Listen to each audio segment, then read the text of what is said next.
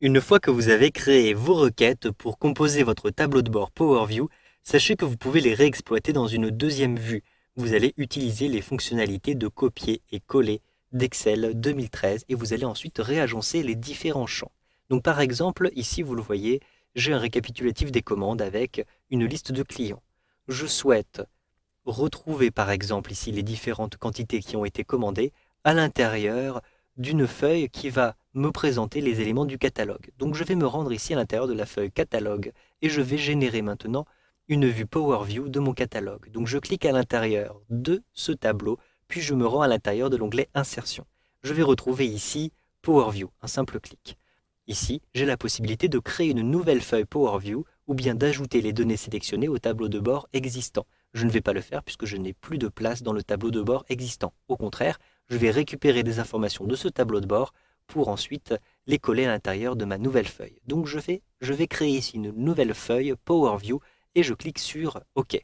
Au bout d'un instant, vous le voyez, une nouvelle feuille est générée avec les différentes informations qui concernent mon catalogue. Je ne souhaite pas utiliser toutes ces informations. Par exemple, je ne souhaite pas avoir les références des produits. Je vais donc décocher cette case-ci et je ne souhaite pas non plus avoir la TVA par exemple.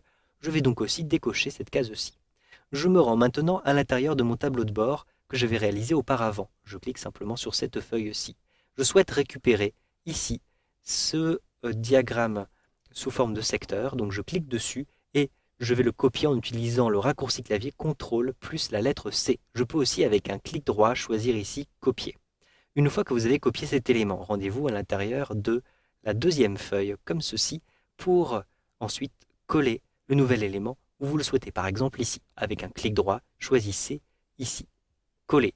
Vous le voyez, vous avez pu réutiliser un élément. Pour réorganiser maintenant ce graphique, par exemple, je souhaite avoir un affichage différent. Je clique sur le graphique, puis je me rends à l'intérieur de l'onglet Conception. J'ai ici sur la gauche la possibilité de convertir mon graphique en table par exemple. Je vais simplement cliquer à cet endroit-ci, puis je choisis table. J'ai converti immédiatement, vous le voyez, le graphique en table.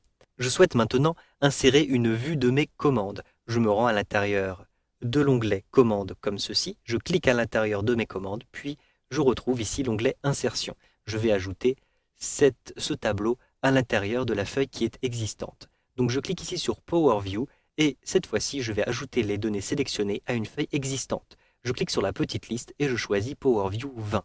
Ensuite je clique sur OK pour bien valider ceci. J'ai immédiatement, vous le voyez, mes différentes commandes qui apparaissent à cet endroit-ci. Je vais maintenant réorganiser très rapidement cette nouvelle vue de mes commandes. Je clique à l'intérieur de cette vue et je vais choisir par exemple de les trier par département. Donc je retrouve à l'intérieur ici de mes tableaux les différentes catégories ou les différents départements pour les clients. Vous le voyez ici. Je vais sélectionner les départements et je vais déplacer ceci à l'intérieur de la mosaïque. J'ai donc, vous le voyez, réorganisé complètement les différentes données qui étaient disponibles dans les diverses feuilles et dans les divers tableaux de bord qui existaient déjà. Vous savez maintenant réexploiter des tables dans Power View avec Excel 2013.